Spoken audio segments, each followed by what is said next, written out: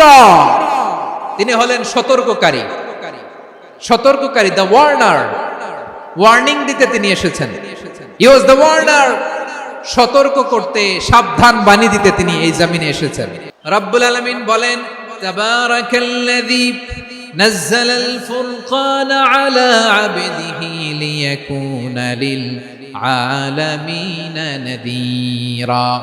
বরকতময় সেই সত্তা যিনি ফুরকানকে মানে এই কোরআনকে তার বান্দার উপর নাজিল করেছেন, যাতে করে বিশ্ব নবী গোটা মানব মণ্ডলীর জন্য সতর্ককারী হতে পারেন। সুবহানাল্লাহ। বিশ্বনবী সবাইকে সতর্ক করতে এসেছে আমার প্রিয় সিলেটের ভাইয়েরা, নাকি শুধু আমাদেরকে? মুসলিম অমুসলিম, আস্তিক নাস্তিক, মুমিন কাফের, সবার জন্য তিনি সতর্ককারী। সুবহানাল্লাহ পড়েন। সূরা আলাক নাজিল হলো, তারপর সূরা মুদ্দাসসির নাজিল হলো। আল্লাহ বললেন, ইয়া আইয়ুহাল মুদ্দাসসির কুম ফাআনযির, কুম ফাআনযির, stand up and warn your people. বিশ্বনবী ওহির ভার সহ্য করতে না পেরে কাঁপুনি এসে গেল, শীত লাগছিল, তিনি চাদর গায়ে দিলেন। আল্লাহ বললেন, ইয়া আইয়ুহাল মুদ্দাসসির, হে চাদরওয়ালা, কুম ফাআনযির, স্ট্যান্ড আপ, ফাআনযির, ওয়ার্ন করো, সতর্ক করো। সুবহানাল্লাহ। ওই যে বিশ্বনবী স্ট্যান্ড আপ, দাঁড়ালেন আর সতর্ক শুরু করলেন, ইন্তেকালের আগ পর্যন্ত আর বসতে পারেন নাই। ওই যে দাঁড়ালেন, দাঁড়িয়েই রইলেন, উম্মাহকে সতর্ক করেই গেলেন, করতেই থাকলেন। আওয়াজ করে পড়েন আল্লাহু আকবার। ওয়া আনযির আশীরাতাকাল আকরাবিন যখন নাজিল হলো, বিশ্বনবী সাফা পাহাড়ের চূড়ায় উঠে গেলেন, ডাকতে আরম্ভ করলেন, ও আমার বংশের লোকেরা, ও আমার সম্প্রদায়ের লোকেরা, আমি যদি বলি পাহাড়ের পেছনে একদল ঘোড়সাওয়ার তোমাদেরকে আক্রমণ করার জন্য রেডি হয়ে আছে, ও আমার মক্কাবাসী, আমার কথা তোমরা বিশ্বাস করবা নাকি? সবাই এক বাক্যে বলে দিল, বিশ্বাস করব। সুবহানাল্লাহ। ও আমার মক্কাবাসী, আমি যদি বলি পাহাড়ের পেছনে একদল ব্যাটালিয়ন তোমাদেরকে অ্যাটাক করবে, আমি বললে বিশ্বাস করবা? মক্কাবাসী কি উত্তর দিয়েছিল জানেন? এত হেভি ওয়েটফুল একটা কথা বলেছিল। তারা বলেছিল, অবশ্যই বিশ্বাস করব, কারণ মা জাররাবনা আলাইকা ইল্লা সিদকা, আমরা জীবনে কোনোদিন তোমার মুখে মিথ্যা শুনি নাই। সুবহানাল্লাহ কইবেন না?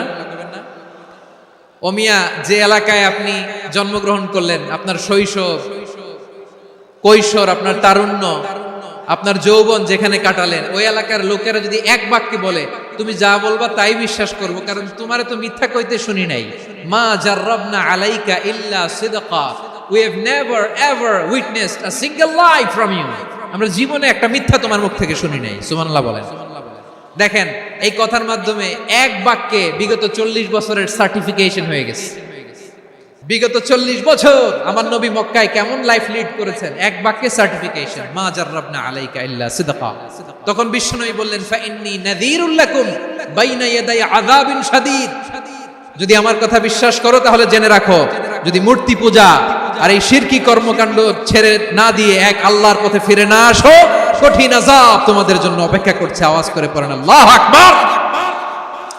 ফাইন্নী নাযীরুল লাকুম বাইনা ইয়াদাই আযাবিন শাদীদ, ভয়ঙ্করতম শাস্তি তোমাদের জন্য অপেক্ষা করেছে, আমি সেই শাস্তির সতর্কতা দিতে এসেছি।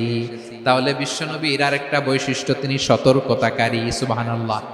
তিনি সতর্ককারী, উম্মাহকে রিমাইন্ডার দিতে এসেছেন, ওয়ার্নিং দিতে এসেছেন। আবার জাহান্নামীরা যখন জাহান্নামে যাবে, ফেরেশতারা ডেকে বলবে, ও কপাল পোড়া জাহান্নামীরা, জাহান্নামে কেন ঢুকলা? দুনিয়ার বুকে কি তোমাদেরকে সতর্ক করার জন্য কেউ আসে নাই?